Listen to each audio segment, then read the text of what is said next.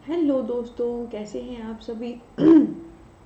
आप सभी का ही हार्दिक स्वागत और हार्दिक अभिनंदन करती हूँ मैं प्रीति मंडियाल इंडिया के सबसे पहले पॉकेट फ्रेंडली चैनल और ऐप पॉकेट पढ़ाई पर, जहाँ पर हमारा नारा है hashtag truly democratising education in India.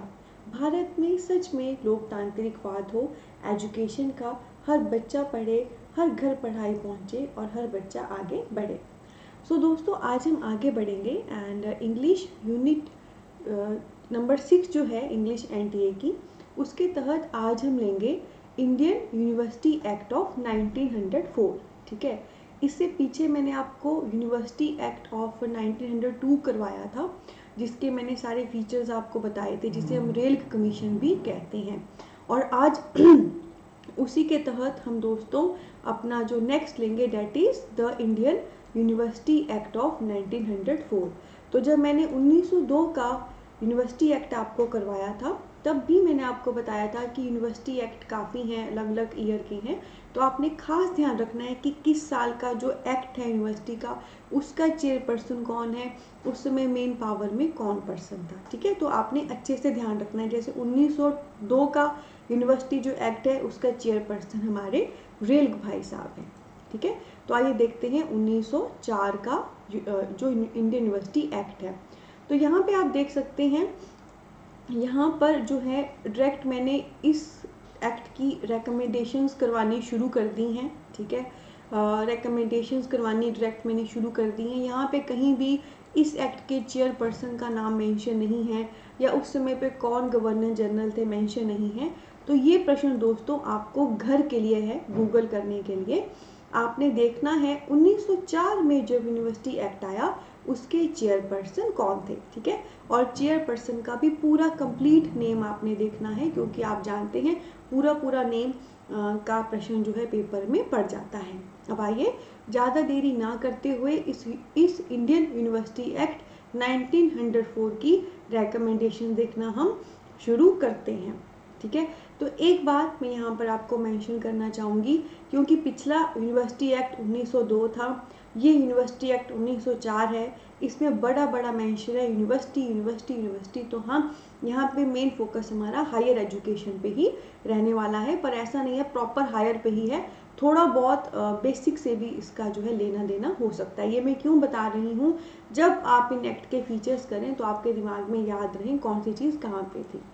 Indian university act 1904 की रिकमेंडेशन के तहत सबसे पहले मैं आपको बताना चाहती हूँ कि इसमें यह कहा गया कि जब कभी लर्निंग हो, ठीक है, वो हमारी वर्निकुलर लैंग्वेज में होनी चाहिए till end of school course. यानी कि जब तक बच्चे स्कूल में पढ़ रहे हैं, छोटी क्लासेस में हैं, तो उनकी जो अपनी लैंग्वेज है, वर्निकुलर लैंग्वेज होती है, जो उनकी अपनी मदर टंग है, जो उनकी अपनी रीजनल लैंग्वेज है, उसमें उनकी लर्निंग होनी चाहिए। ठीक है, ये बहुत ही एक इम्पॉर्टेंट बात यहाँ पे मेंशन है कि जब बच्चे स्कूल लेवल पे हैं और जब तक उनका स्कूल ख़त्म नहीं हो जाता, तब तक उनकी जो लर्निंग है उनके वर्नेक्यूलर लैंग्वेज में होनी चाहिए, उनकी अपनी भाषा, अपनी रीजनल भाषा में जो है पढ़ाई होनी चाहिए। जिसके लिए मैं कुडोज करना चाहूँगी, क्लैपिंग करना चाहूँगी, क्योंकि मैं पहले भी मेंशन कर चुकी हूँ, अगर जो बेसिक जो शुरू की पढ़ाई होती है स्कूल्स की, अगर वो अपनी लैंग्वेज में,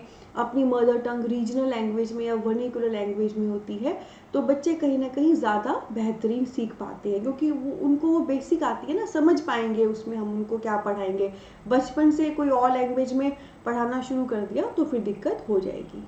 इसके बाद नेक्स्ट क्या है दोस्तों, इन्होंने कहा शुरू में लर्नर अपनी लैंग्वेज के थ्रू सीखे और बाद में लेटर ऑन हम उसमें इंग्लिश लैंग्वेज इंट्रोड्यूस करते हैं। ठीक है, तो ये इनका सेकंड पॉइंट है कि शुरू में जो भी लर्नर है वो अपनी लैंग्वेज के थ्रू सीखे। जैसे कि मैंने ऊपर भी बताया कि स्कूल लेवल तक vernacular language, regional language, mother tongue में हमने पढ़ाना है, और बाद में हम उनको इंग्लिश इंट्रोड्यूस कर दें, जो कि अगेन अ स्मार्ट मूव है। शुरू में अपनी लैंग्वेज में पढ़ाकर एक बेस बना दिया, बच्चों का माइंड भी डेवलप हो गया है, वो मैच्योर हो गए हैं, परिपक्व हो गए हैं, और उस मोमेंट पे आपने फिर उनको इंग्लिश लैंग्वेज इंट्रोड्यूस कर दी, एक और लैंग्वेज इंट्रोड्यूस कर दी जिससे उनको हेल्प हो सके। ठीक है, तो ये सेकंड पॉइंट है कि शुरू में आप उनको अपनी लैंग्वेज में सिखाओ और बाद में इंग्लिश जो है इन्वॉल्व कर दो, ताकि वो उसमें पढ़ के आगे बढ़ सकें और वो तब तक सीख भी पाएंगे, उसको अच्छे से ग्रैब भी कर पाएंगे, एज अ बर्डन नहीं लेंगे। उसके बाद नेक्स्ट है इंट्रोड्यूस करनी है इंग्लिश को, इंग्लिश लर्नर को ओनली तभी जब वो कैपेबल हो जाए उसको लर्न करने का और कैपेबल हो जाए उसको अंडरस्टैंड करने का। ठीक है, तो ये शुरू के ही पॉइंट से संबंधित है। अगर आप एकदम बच्चे को अंग्रेजी इंट्रोड्यूस कर दो और वो कैपेबल नहीं है उसको समझने का, लर्न करने का, अंडरस्टैंड करने का, तो कोई फन नहीं है ना सिखाने का, वो तो वेस्टेज ऑफ टाइम है और वेस्टेज ऑफ सोर्सेज है, वेस्टेज ऑफ मनी है।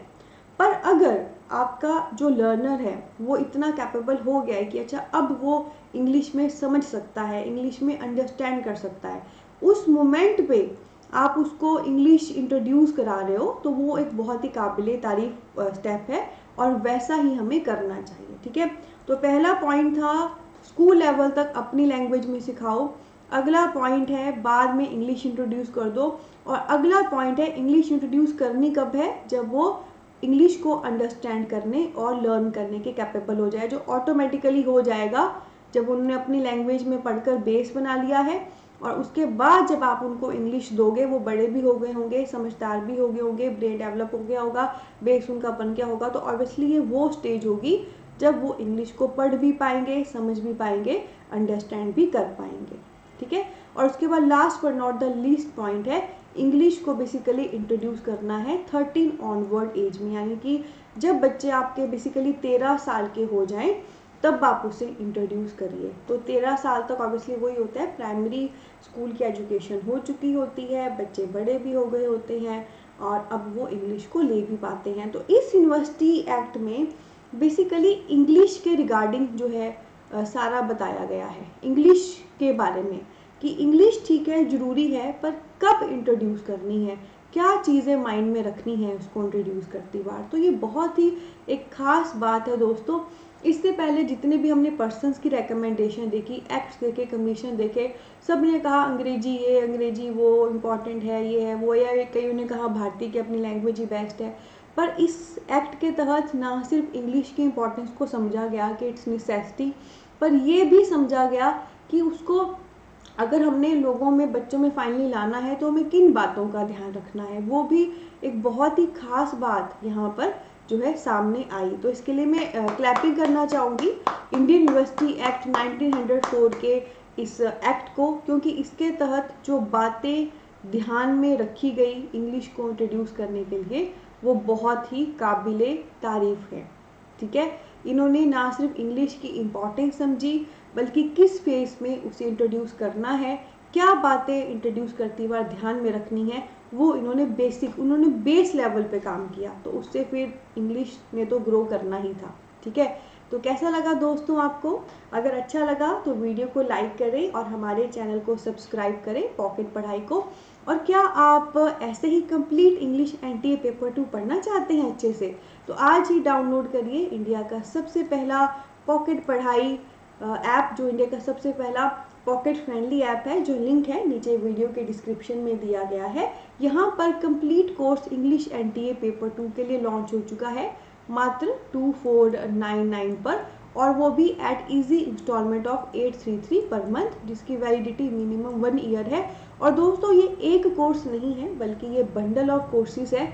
जब आप इस कोर्स में जाएंगे, इस कोर्स में जाकर जैसे 10 यूनिट है इंग्लिश एनटीए की, तो हर यूनिट पे आपको कोर्स मिलेगा, हर यूनिट पे proper study material, MCQs collection, lectures और doubt clearing live sessions, mock test, practice paper, test series, PYQ, सब कुछ आपको यहाँ पर मिलेगा। ठीक है, वो भी इंडिया के बेहतरीन और टॉप एडुकेटर अवार्डीज के साथ में दोस्तों जो हमारा कॉन्टैक्ट नंबर है, व्हाट्सएप नंबर, वो भी इस वीडियो के डिस्क्रिप्शन में दिया गया है।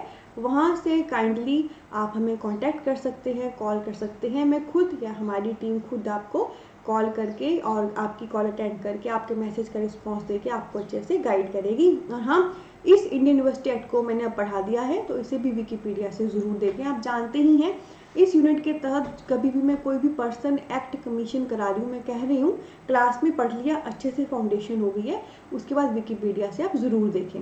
अब आपको इतना टफ नहीं लगेगा जब आप विकिपीडिया से देखोगे ये पढ़ने के बाद।